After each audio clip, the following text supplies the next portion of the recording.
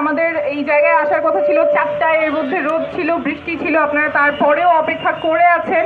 আমরা সকাল থেকেই চট্টগ্রামের বিভিন্ন এলাকায় যাচ্ছি, পথসভাগুলি করছি। আপনাদের কৃতি সন্তান হাসান আলী একটু আগে কথা বলেছেন, উনি সকালবেলা থেকে এখন পর্যন্ত দাঁড়িয়েই আছেন, বসেন নাই। তারপরেও আমরা ক্ষমা চাচ্ছি যে আপনাদের এতক্ষণ বসে থাকতে হলো। তারপরেও সুযোগ হলো আপনাদের সাথে কথা বলার। আমরা কি জন্য এখানে আসছি সেটা খুব সংক্ষেপেই বলবো। আমাদের উদ্দেশ্য কি, আমরা আজকে আসছি এনসিপির পক্ষ থেকে। আপনারা জানেন এটা একটা নতুন রাজনৈতিক দল।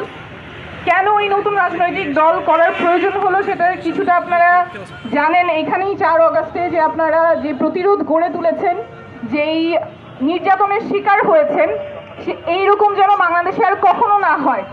এই পরিস্থিতি যাতে বাংলাদেশে আর কখনো তৈরি না হয়, যেখানে একটা সরকার তার জনগণের ওপরে গুলি চালায়, সেই জন্যই আমরা এই রাজনৈতিক দল শুরু করেছি।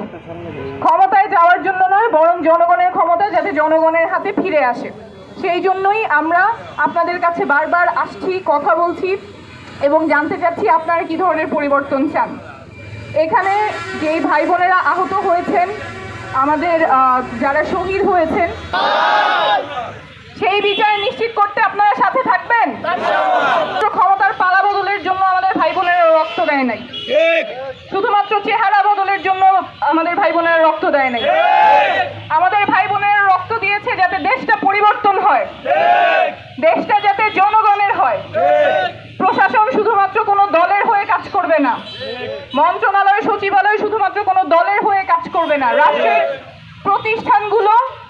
প্রতিষ্ঠানগুলো জনগণের হয়ে কাজ করবে, জনগণের জন্য কাজ করবে। সেই জন্য যে পরিবর্তনগুলো দরকার আমরা সেগুলো নিয়ে বারবার বলছি।